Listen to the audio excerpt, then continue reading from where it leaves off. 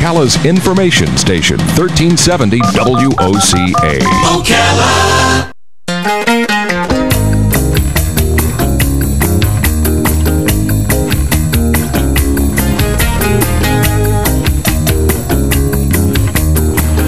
All right, 25 minutes before 11 o'clock. Thank you for tuning in. When you see the calendar turn from March to April, do you get a little butterfly in your stomach? Not because you're in love, but because the income tax thing is due? I don't know if they call them butterflies. Lisa Greene Lewis is on the phone. She's an expert in tax preparation. She's the editor of the TurboTax blog, and she was a technical writer for the TurboTax Consumer Group. She's talking to us about filing our taxes. April 18th, by the way, is the deadline this year, and she has some information so that you don't make some of the mistakes that most of us make. I guess these are called common mistakes. Lisa Greene Lewis. Good morning, Lisa. Thank you for being on the air with us. Good morning. Thank you for having me on. So we make mistakes? You don't have to. Do you know what I think is great? And because I'm older, so I remember going. You have to find that that crappy paper booklet, and then you have to fill it out, and then I like it the way it is today. You do it on the computer, everything's clean, and you send it with the computer. In fact, I use TurboTax, by the way. I use the service that I think you're representing. Yeah. So it makes it real easy for me, but and it probably cuts back on mistakes, I'm guessing. Yes, it does, because you're not required to know the tax laws or tax forms. You're just asked simple questions, and then TurboTax software does all the calculations on the back end. And when it asks me, for example, to talk about things that should be itemized, like donations to the church or I don't know, house repairs and things that might be deductible. Mm-hmm. How do I not make a mistake with that stuff? Because over the course of a year, I can't be sure that I have all the receipts, and the information might be shady because I'm not the best bookkeeper. It's best to have your receipts. Usually people that can itemize those, are usually homeowners. So you would get a form, a 1098 form that reports your home mortgage interest, and it possibly will have your property taxes on there as well. So that's a big one. And then you're open to many other tax deductions if you can itemize. So your charitable contributions, you do want to have some type of acknowledgement for that if you've donated $250 or more. You could also deduct your any unreimbursed employee expenses. And those types of things, typically you can get online if you've paid with a credit card or something like that. There are ways to get that information. Okay. What about saving the information? The one word that a lot of people don't like is audit. So if I'm being audited, I'm going to have to dig out all that paperwork. But like I say, in today's world, there is no paperwork. Is all that information automatically stored with whatever agency we choose to use? TurboTax does allow you to. Well, of course it will store your tax returns, but there is a way you could store some of your receipts. And also, I was going to bring up, new this year, we have TurboTax Self-Employed, specifically for the 55 million self-employed taxpayers. Right. And it includes QuickBooks Self-Employed, a year free of QuickBooks Self-Employed. And with QuickBooks Self-Employed, you can capture your receipts. So you can take a picture of your receipts and capture those. Oh my gosh, the world has changed so much. That's really good information. Are you able to answer general questions on your website, like if someone wasn't employed last year and didn't receive a paycheck, so they're not eligible to file taxes? Can they ask their question? And then what if they don't have insurance for last year? Do they still have to file then?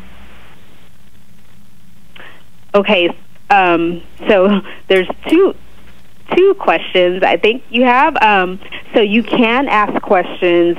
We have TurboTax Smart Look that allows you to connect live via one-way video to a credentialed CPA or enrolled agent. You can see the credentialed tax expert, but they can't see you, so you could be in your pajamas or doing whatever you want to do while they're helping you. And they can draw on your screen and guide you where to go to answer your questions. So, oh, really? You know, it's really cool technology, and you're being able to do your taxes on your own, but you also have someone there that's a credentialed tax expert to answer your questions when you need it. And then to answer your question, you said if someone didn't have insurance last year, right, and they're not employed, so I understand that you don't need to file a tax return, but because of the Obamacare mandate, do you have to file it, even though there's no income? If you're not employed, and if you make under the IRS filing threshold, so that's $10,350 if you're single, and $20,700 married filing jointly, then that's one of the exemptions from the penalty for not having health care. So you would not have to file if you didn't have a job and didn't make that money. If you did make over that amount and didn't have insurance, you are required to report your health insurance status. But there are also different exemptions. There's over 30 different exemptions from the penalty, so you may be eligible for one of those. Oh, my goodness. Oh, okay. Yeah, that was a good question we had, so I'll mark that and let her know. Why is the deadline the 18th this year? Why is it not the 15th? Typically, it is the 15th, but the 15th falls on a Saturday this year, and then Monday is a government holiday. Oh. So it's that Tuesday, the 18th. Okay. So we were going to talk about common mistakes. Again, just to compare the paper way as opposed to the online way, the signature, I would think, is a mistake a lot of people probably made at one time with the paper one, just forgetting to sign it. Does that happen a lot with the online way of filing? No. Online, it's a e-file, e-signature, so there's no way you can e-file without doing that. So, yeah, that doesn't happen. Another common mistake the IRS reports every year is people gathering the incorrect Social Security numbers for their spouse or their dependents. And you need the correct Social Security number in order to get valuable tax deductions and credits. There was a year that I needed an extension, and I was totally confused by that whole thing. Thank goodness I don't need one this year. But I seem to remember, I got a lot of calls from the IRS, too. Oh, well, they were horrible to talk to, by the way. They were horrible. They would put you on hold forever. But anyway, so what is up with the extension? I'm not clear what it even means, because I mean, just the word extension seems real simple, but with the IRS, nothing is simple.